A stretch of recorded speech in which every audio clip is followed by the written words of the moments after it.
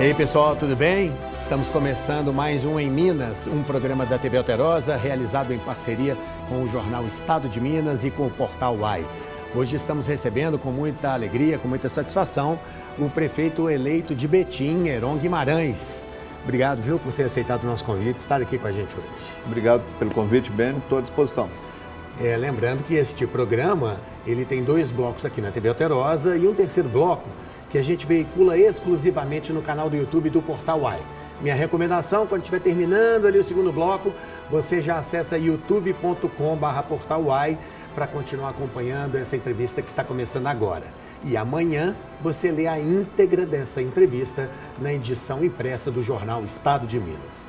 Heron, primeiro, meus parabéns. Obrigado. Você foi eleito pelo União Brasil. União Brasil. 53% quase dos votos. 52,6%, quase 53% dos votos contra 38% do principal adversário. Foi mais difícil do que você imaginava ou foi mais fácil do que você pensava? Bem, levando em conta o percentual de votos que a gente começou, né, há 45 dias das eleições, a gente tinha 9% das intenções de votos. Foi uma eleição disputada. 9%? 9%. Terminou com 52%. 52,6%. No caso. Isso, dos votos. A gente entende que foi uma campanha disputada, uma campanha em que a gente teve muito esforço, sobretudo para tornar o nome conhecido, né? Eu, apesar de estar na política, nos bastidores da política, trabalhando com política em alguns momentos da minha vida, eu nunca me candidatei a um cargo eletivo, nunca estive à frente de uma campanha como candidato. Então, levando em conta todas essas dificuldades, todos esses desafios, a gente entende que ganhar no primeiro turno foi um feito grande. Você era praticamente desconhecido, digamos, do grande eleitorado. Até em janeiro, por exemplo, completamente desconhecido. Em abril, conhecido por 9% da população, né? Certamente. Eventualmente, você trabalhou muito com marketing político. Sim. Eventualmente, ser desconhecido é ótimo.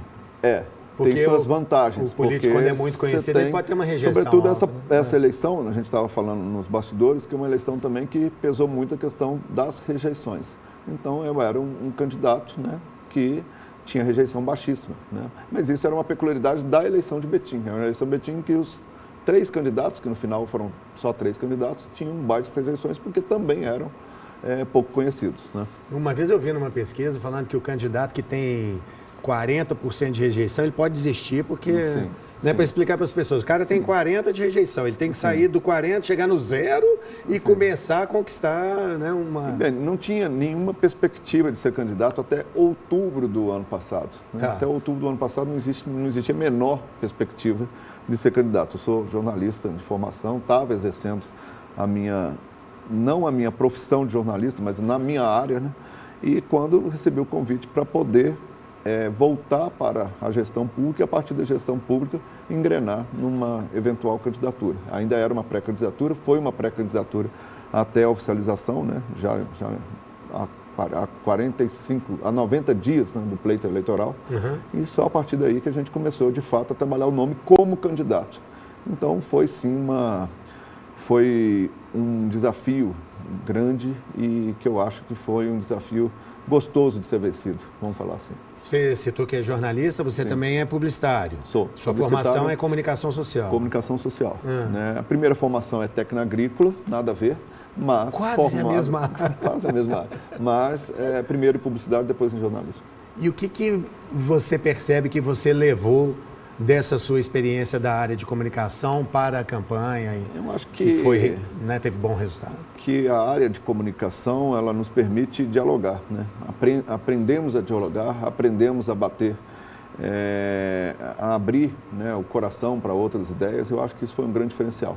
Afinal de contas, nós conseguimos agregar em torno da nossa candidatura 18 partidos, um espectro muito grande, que ia da direita à esquerda. Então, nós conseguimos conversar bastante e conseguimos criar uma ampla frente de coalizão. Então, isso fez muita diferença também na condução da campanha. Você já tinha feito campanhas em outras ocasiões. Sim. Como é que é mudar do camarada que está no bastidor e de repente vai para... É diferente. É mais fácil ser bastidor, porque, na verdade, você conduz, você determina, você fala para o cara vestir a roupa tal, você fala para ter a postura tal, mas quando é você mesmo, isso tudo cai por terra, então, aí muda tudo. E eu que não tinha intimidade com câmera, não tinha intimidade com microfones, com intimidade intimidade de falar ao público. Isso foi um desafio muito grande que teve que ser vencido para poder chegar no estágio que nós chegamos. Mas você mexe com isso? Mas eu mexo com um jornalismo de bastidor, é diferente, né? Você é um jornalista de televisão. Eu sempre fui um jornalista de bastidor, de reportagem investigativa. Conta para as pessoas, você trabalhou muito em jornal impresso. Trabalhei muito em jornal impresso, fiz muitas matérias investigativas, né, que não precisa nem aparecer. Né? Então, dentro desse sentido, que está a diferença aí entre ser um jornalista de frente, um jornalista de apresentação e um jornalista de bastidor, de jornalismo investigativo. Agora, na questão política, você acumulou alguma experiência. Acho que você teve uma passagem na Secretaria de Saúde. Eu fui secretário de saúde, fui secretário de gabinete e secretário de comunicação. Né? Secretário de comunicação entre os anos de 2005 e 2008, na antiga gestão de Carlyle. Tive uma passagem curta na comunicação de Contagem. Tive participação em campanhas, seja em Betim, Contagem, Belo Horizonte, governo do estado. Depois fui secretário de gabinete, que é meio que quem não tem familiaridade com os termos, né, de uma gestão. A Secretaria de Gabinete é aquela que coordena as demais. E, por fim, neste ano, né, em janeiro, no meio da crise das endemias, aí, das arboviroses, eu fui secretário de Saúde entre janeiro e abril. E agora à frente de uma das maiores cidades de Minas Gerais. Sim. Muita gente que nos assiste está longe aqui da região metropolitana, mas mesmo para quem está aqui, situa para a gente a grandeza de Betim hoje. Betim hoje é uma cidade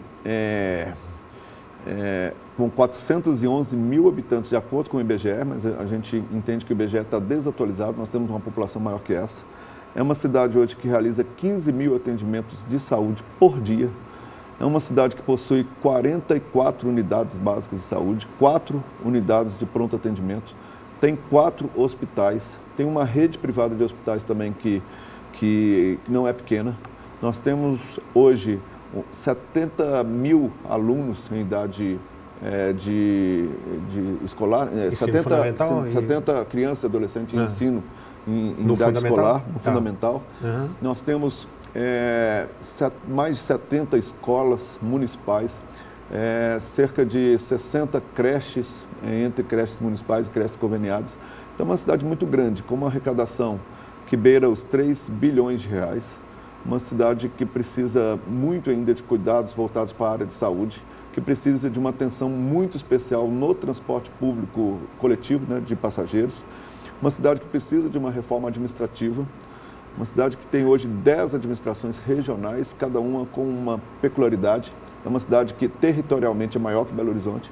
Uma cidade que tem peculiaridades muito diferentes. Você tem um Teresópolis, que talvez seja o maior aglomerado de Minas Gerais. Jardim Teresópolis. A Regional Teresópolis, que é composta por vários bairros, né, que hoje talvez seja o maior aglomerado de Minas Gerais em termos populacionais. E nós temos uma Regional Vianópolis, que tem um perfil bucólico, um perfil rural, mas que são problemas completamente diferentes um do outro. E são distantes, né? Para você atravessar, por exemplo, do Vianópolis até o Caivera, que é a nossa região mais distante, você leva aí 1 hora, 1h20. Então são desafios enormes, seja de infraestrutura, seja de saúde, seja no transporte público, seja também no saneamento e seja também na elevação e no combate na elevação do IDH e no combate da pobreza. Ou seja, você está com uma lista gigante de desafios pela frente. Vamos fazer um rápido intervalo e aí a gente dá uma dissecada em alguns dos principais, pode ser? Tá ok. Então a gente faz um rápido intervalo. Um instantinho só, a gente já volta.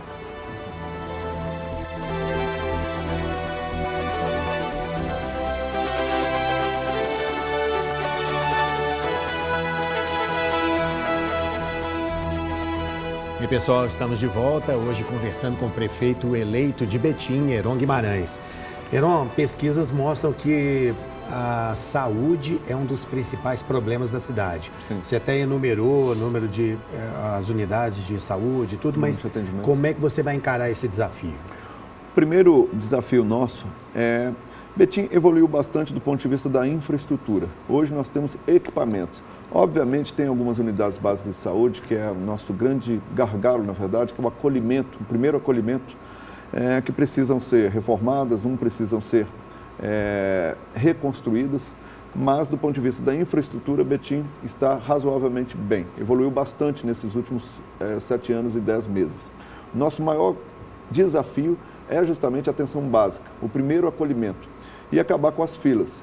Hoje nós temos uma situação bem complicada com RH também. Então, os nossos pilares, né, de melhorias da saúde vão desde a construção do anexo do Hospital Regional, será um prédio de 6 andares. Isso vai haver? Já tem recursos, inclusive da Vale, garantidos para esse prédio. Então, o anexo do hospital? Do Hospital Regional de Betim, que atende outros 17 municípios. Então, é para uma região do Médio Paraopeba todo. Meio que Betim vive esse problema de Belo Horizonte, né? Muita Betim gente... é uma cidade polo da região do Médio Paraopeba e acaba não atendendo só a sua população, atende mais de 1 milhão de pessoas. Todo dia tem ambulância de outra cidade chegando. Todo dia. E nós temos ainda um problema grande, nós somos cortados por 4 grandes rodovias, MG50, a BR-381, a 262, a 040 também tem uma influência em Betim, não passa por Betim, mas tem uma influência em Betim, porque muitos acidentes que acontecem na 040 vai para Betim. Pouco acidente, né? Poucos feridos, né? Então nós temos essa peculiaridade. Mas o nosso desafio maior é de valorizar e de aumentar a questão médica, a questão de recursos humanos e a questão das especialidades. Nós precisamos aumentar o número de mutirões, né? A oftalmologia está mais ou menos resolvida, nós conseguimos resolver isso nos últimos meses, mas nós temos a questão da saúde da mulher, nós temos a questão da ortopedia, que é um grande problema que nós temos, justamente por causa dos acidentes que essas BRs ou que essas vias provocam e também pelo aumento grande da questão dos aplicativos de motos. Então, hoje, o nosso hospital, ele tem muitos leitos sendo ocupados por politraumatizados. Então, isso acaba criando uma fila enorme nos hospitais, no hospital regional e também nas UBAs, que acaba funcionando como hospital também, porque acaba internando essas pessoas. E esse é o desafio nosso. Falta pediatra igual em Belo Horizonte? Pediatra é um problema crônico da saúde do Brasil, né? Falta formação em pediatras.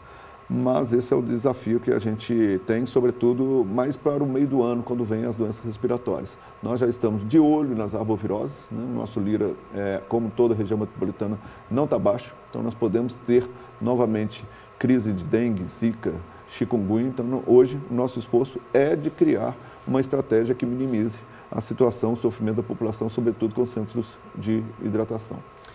Nós raspamos aqui no assunto do trânsito, né? Sim. Eu sei que transporte público também é uma mazela complicada lá de Betim, né? Sim. Como é que você está planejando encarar esse desafio? No próximo dia 5, ou seja, semana que vem, a gente vence o nosso contrato com o sistema de transporte público convencional. Betim tem uma peculiaridade. De todo o transporte público ofertado aos passageiros, 70% ele é realizado por transportadores de baixa capacidade, os antigos peroeiros que foram regularizados. 70%? Lá em 70%. E os outros 30% é feito por empresa, né, que está licitado, um contrato de 20 anos, né, renovado 10 mais 10, e vence agora dia 5 de novembro. E a gente precisou conversar com os dois sistemas, tanto eu, como prefeito eleito, como o próprio Vitório Medioli, prefeito atual, conversamos juntos, seja com o sistema de baixa capacidade, detentor de 70%, seja com o transporte convencional, para que conseguíssemos fazer uma renovação por alguns meses. A gente imagina que a gente consiga fazer isso até o meio do ano que vem, que é a nova licitação do sistema convencional. E atrelamos essa licitação, que foi aprovada hoje na Câmara Municipal, hoje, quinta-feira, né? Ok. Não, hoje não é quinta, hoje é terça-feira, desculpa. Hoje, terça-feira, foi aprovada na sessão da Câmara a prorrogação desse contrato convencional. Então, isso nós ganhamos um tempo para trabalhar em cima de um edital. Esse edital vai ser feito ouvindo a comunidade, trabalhando em cima de um projeto que nós temos para o transporte público da cidade, que é criar linhas do centro para as regionais, ramais das regionais para os bairros e ligeirinhos ou expressinhos, que são circulares dentro de cada região, e aí talvez com algum tipo de subsídio para baratear a passagem. Esse edital será discutido com a população, com a Câmara Municipal, mas a gente precisava de um tempo para isso. E esse tempo foi nos dado hoje com o projeto que foi aprovado pela Câmara e que a gente ganha aí alguns meses para fazer o edital, a partir do edital realizar a licitação do transporte convencional. Então isso significa que os contratos atuais vão ser prorrogados? Ficam prorrogados, a Câmara aprovou até 12 meses, mas a gente imagina que a gente não precisa desses 12 meses para poder fazer essa licitação. De tudo que você falou, eu entendi que nós estamos falando só de solução via ônibus. Sim. Não está na sua mente, por exemplo, trabalhar a questão do transporte ferroviário, importante para a cidade? Olha, tem um projeto puxado pela prefeita de Contagem, Marília Campos, que utiliza as vias ferroviárias, né? E seria bem eficiente. Porém, não é uma coisa que está na mão do município. Precisa da NTT, precisa do governo federal, precisa do governo estadual e precisa de um conjunto de ações envolvendo Betim, BH e Contagem. Por quê? A VLI vai ter a sua concessão novamente colocada em prova no ano de 26. A NTT pede uma antecipação para 2025. Porém, é uma situação que cabe muito pouco ao município. O município sozinho não tem dinheiro para poder fazer isso. Se o governo federal compreendesse que esse transporte sobre linhas é algo que realmente faz diferença, e faz, porque nos anos 80 nós tínhamos o subúrbio. Eu mesmo já peguei o subúrbio saindo de Betim e vindo aqui para a Praça da Estação. Demorava 1h20, 1h30 saindo de Betim para terminar aqui na Floresta, perto da gente aqui. O que eu digo hoje, que para você sair de carro, né, para eu vir aqui saindo de Betim, eu gastei 1h25. Ou seja, hoje justificaria plenamente um trem. Né? E provavelmente isso, hoje um modelo mais rápido, mais rápido, que tem tecnologia para isso. Tem tecnologia para isso. A dificuldade, às vezes, são as bitolas, que mudam, né, de algum trecho para outro. E algumas desapropriações que teriam que ser feitas. Mas é uma solução muito mais barata do que metrô, que é algo utópico para nós, e uma solução que é de fato metropolitano. Hoje o nosso transporte público ele é muito mal avaliado, mas sobretudo porque cerca de 68%, 70% do transporte público em Betim ele é metropolitano. Quem opera é o DR. E a Prefeitura de Betim também fica amarrada nesse tipo de serviço. O Estado comprou alguns ônibus, vai fornecer, se eu não me engano, 60, 80 ônibus para Betim, mas ainda assim é muito deficitário pelo que a gente precisa. Fora que voltando o trem, é menos gente nos carros, menos acidentes, né, que você acabou de comentar. Não poderia deixar de falar que eu acho que a solução, né, da mobilidade urbana tem a questão do transporte de passageiros, mas tem a questão também, por exemplo, do rodoanel. Né? O Estado não pode manter, nós não vamos. Vocês estão contra? Não estamos contra o rodoanel. Trajeto, contra o rodoanel, não. Rodoanel é a solução, não só para Betim, né, mas principalmente para esse meio aí de Contagem e Belo Horizonte. Betim é parte fundamental nisso, porque começa em Betim a solução para o transporte para a resolução desses conflitos que nós temos hoje aqui com essa 381, terminando na Praça da CEMIG e tumultuando o processo todo na 040 e na Avenida Amazonas. Nós temos sim uma alternativa, um projeto. Nós temos recursos já reservados para fazer de forma municipal, mas não seria ideal. O Estado deveria sentar conosco, entender que nós temos um projeto melhor do que aquele que ele insiste em propor, né? Porque, na verdade, ele não vai conseguir fazer esse projeto. No projeto do Estado não está previsto, por exemplo, as desapropriações, que são inúmeras. O Estado, por exemplo, prevê cortar taxíde, pretende passar uma via no meio do Mercado Livre, pretende separar escola de alunos, prevê separar as zonas quentes de criminalidade das unidades policiais. O transporte de passageiros fica totalmente comprometido. A gente precisaria de pelo menos 17 viadutos. E no projeto do Estado só contempla 3. Então, é um projeto errático em que o prefeito atual fez um enfrentamento muito grande e a gente pretende convencer.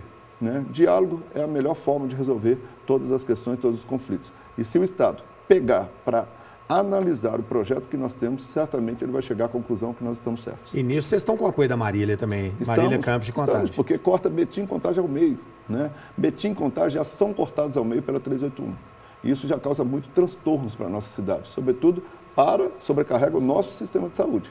Tem cidades, por exemplo, como Uberlândia, como Montes Claros, que gasta muito menos ou investe muito menos na área de saúde, mas também não tem os problemas que nós temos aqui. Grande parte dos nossos problemas, como eu disse aqui na área de saúde, vem da questão da mobilidade urbana, né? Dessa situação de ter uma BR cortando, de ter, aliás, 2 grandes BRs, a 262 e a 381 cortando, ter uma via expressa cortando. Então, isso já são problemas crônicos na nossa cidade. Nós vamos ter mais um, que era para ser um rodoanel. Anel é o quê? Aquele que contorna. Ele é só meio, né? Ele é só meio. É igual o anel de BH. Exatamente. Né? Heron, quero te agradecer pela sua presença aqui na TV Alterosa, mas nosso papo, conforme a gente combinou, continua no portal. Isso, lá no YouTube, tá bom? Tá bom. E a você que nos prestigiou aqui na TV, muito obrigado pela sua audiência.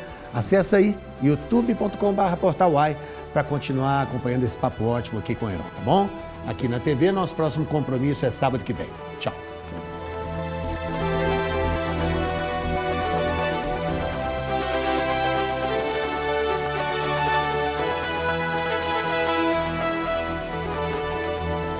E, gente, estamos de volta com o Em Minas, hoje conversando com o prefeito eleito de Betim, Heron Guimarães.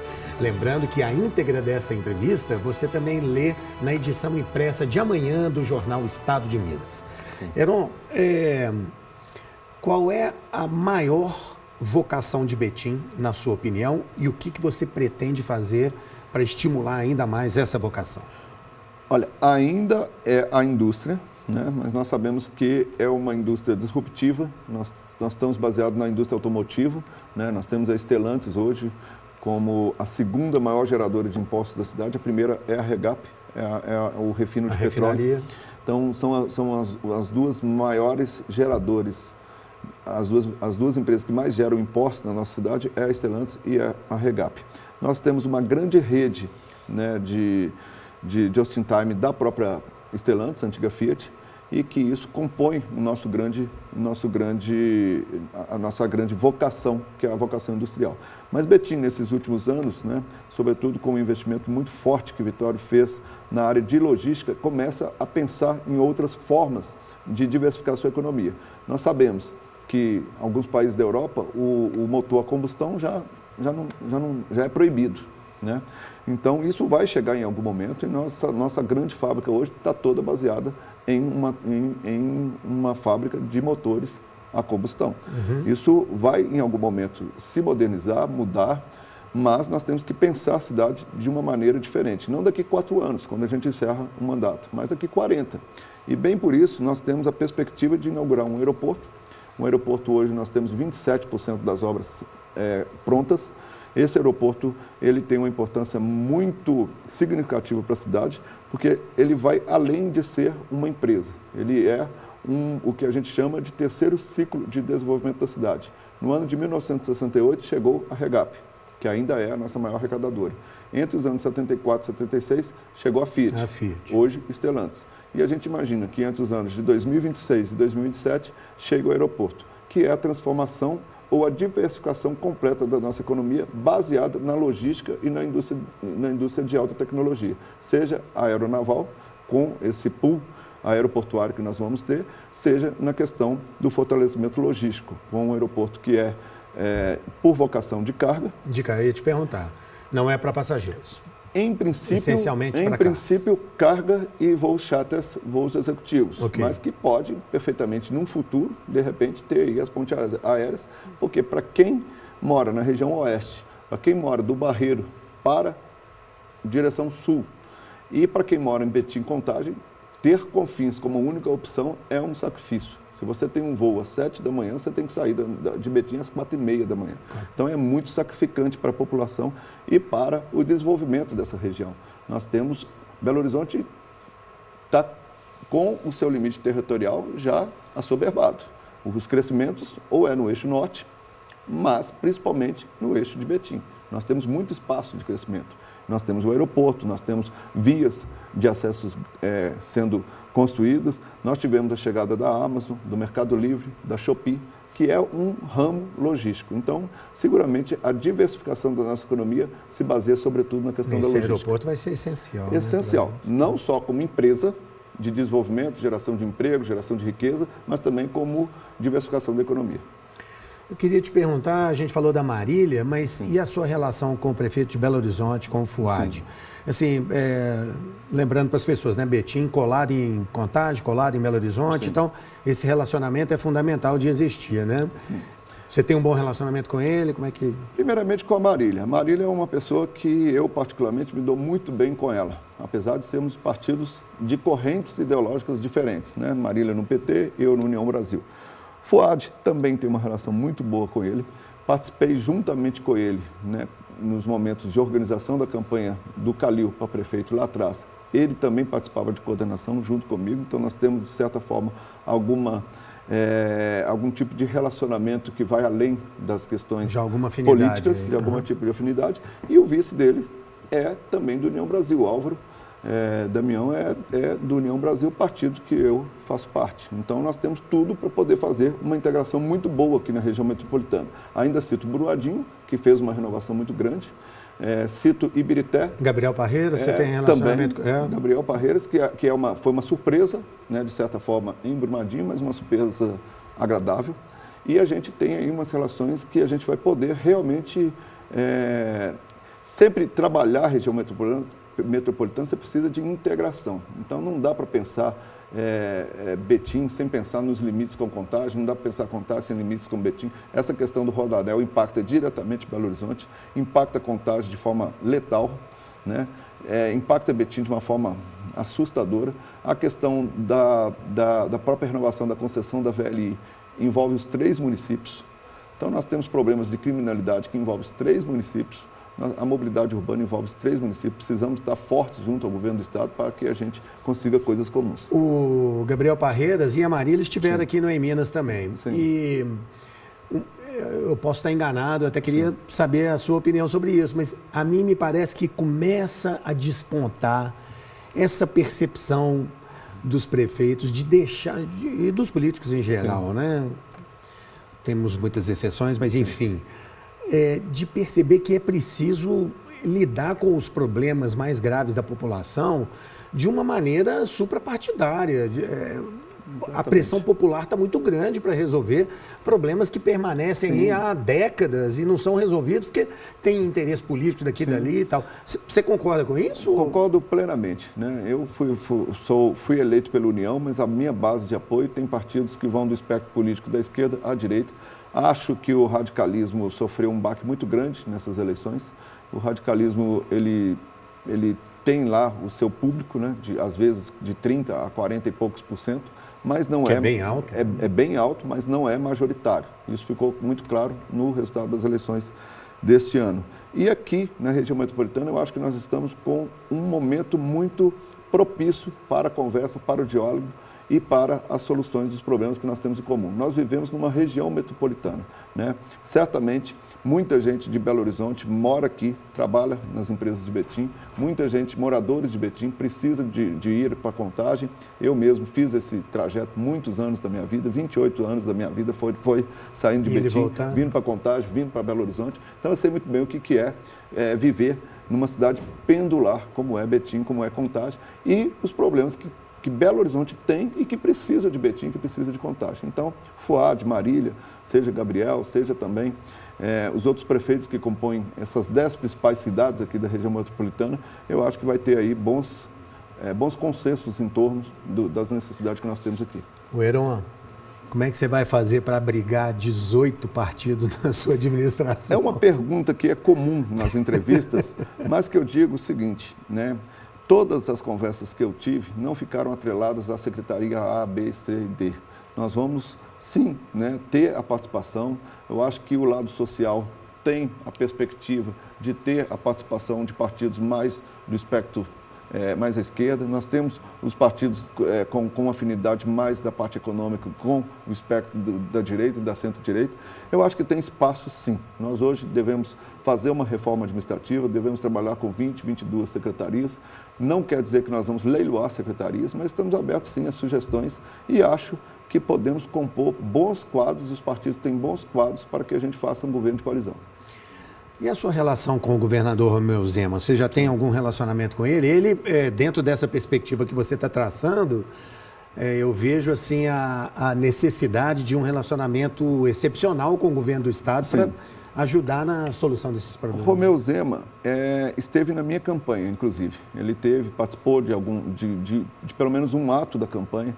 O Matheus Simões, que é uma pessoa que eu admiro muito, e a sua inteligência, ela é um fator diferencial na política mineira, mas precisa de mais sensibilidade. Eu acho que o governo do estado, talvez por não estar mais próximo dos problemas como os prefeitos estão, eles acabam não compreendendo certas mazelas das cidades e o que prejudica o que poderia ser um governo ainda mais bem avaliado. O governador é uma pessoa sem sombra de dúvida, muito honesta, uma pessoa que está preocupada com gestão, mas eu acho que falta sensibilidade de entender os projetos que estão precisando da presença dele na ponta. E eu acho que o Matheus tem muita afinidade, já que o próprio governador já o lançou o candidato, né, há um tempo atrás. Sim. Ele vai precisar entender os problemas da ponta para ter algum tipo de sucesso. Combinar aí uma comissão de prefeitos, junta o Gabriel, você, Maria, certamente nós vamos fazer isso aí. Pega uma van, vai lá na cidade administrativa. Né? Certamente. Nós vamos levar um tempo para chegar lá, né? Porque o trânsito vai dar... É verdade. Nós vamos ter que marcar com uma antecedência. A coisa não está fácil, não. Mas é até um bom motivo para a gente tentar. Eu tenho certeza que o Matheus vai ser uma pessoa de bom diálogo conosco e ele já mostrou isso, né? Seja na campanha, seja na sua parte técnica de dialogar. É uma pessoa profissional extrema, né, de um profissionalismo extremo, de uma inteligência bastante louvável, em termos de ressaltar, mas que precisa sentir um pouco dos dramas, né, sobretudo os municipais, da ponta, para poder fechar aí essa compreensão total que o Estado precisa ter. Verão, essa sua caminhada para a conquista da Prefeitura, ela teve apoios importantes, como o do Vitório Medioli, né? E o Wellington Sapão, que era candidato, acabou desistindo e ele é uma pessoa importante em Betim, né? Como é que você pretende, obviamente respeitando esses apoios todos, mas dar à sua gestão a sua cara, não é? A sua característica? Eu acho que o Vitória pegou uma cidade, tenho certeza, pegou uma cidade toda fragmentada e arrasada do ponto de vista econômico e financeiro. O Vitória assume a cidade em 2017 com uma dívida de 2 bilhões de reais, 1,5 vezes o valor do orçamento na época. Ele pega uma cidade com uma dívida, com um precatório com Andrade Gutierrez de 800 milhões, baixa esse precatório para 200 milhões, divide esse precatório e encerra esse precatório agora em dezembro. Então ele entrega uma cidade muito melhor do que ele pegou do ponto de vista da saúde financeira. Então, todo esse processo e toda essa fase, nesses 2 mandatos que o Vitória esteve na Prefeitura, ele fez uma gestão limpa, uma gestão que organizou a cidade, que supriu a cidade do ponto de vista da infraestrutura e dos equipamentos, né, de saúde e educação, e que o próximo prefeito, né, vai ter uma liberdade maior de poder investir mais na área social. Talvez a minha cara esteja aí, né, de transformar ou de criar políticas públicas que a cidade precisa, seja mais voltado para o idoso, seja mais voltado para a questão da infância e da adolescência, seja mais voltado no acolhimento do ponto de vista da saúde. Talvez aí eu consiga pôr a minha identidade, né, do ponto de vista do equilíbrio fiscal, do equilíbrio financeiro, da resolução dos problemas mais voltados do ponto de vista da sanidade, né, ou do equilíbrio da cidade. Isso o Vitória fez muito bem. E a minha marca vai estar no avanço das políticas sociais. Do ponto de vista de Sapão, Sapão foi um grande aliado. E eu digo que ele recebeu muitas críticas quando me apoiou. Mas recebeu críticas da oposição que o queria apoiando. Ele, na verdade, demorou a decidir e decidiu por um projeto que é um projeto mais seguro para a cidade. E certamente ele vai ter o espaço dele, ele tem as perspectivas e os desejos, né, de liderança que ele é, e certamente ele vai ajudar muito a gente na construção desse novo governo que vai começar. Heron, mais uma vez, te parabenizar pela vitória. Né? E parabéns pelo programa. Estou aqui à disposição como prefeito para sanar qualquer tipo de dúvida que, porventura, surgir. Combinado. Te desejar boa sorte e te agradecer pela presença aqui no nosso programa. Obrigado a todos e obrigado também à população de Betim que tanto, né, prestigia aí a TV Alterosa e Portal UAI. A você que nos prestigiou aqui com a sua audiência, mais uma vez, muito obrigado. A gente tem um novo compromisso na semana que vem. Um abraço.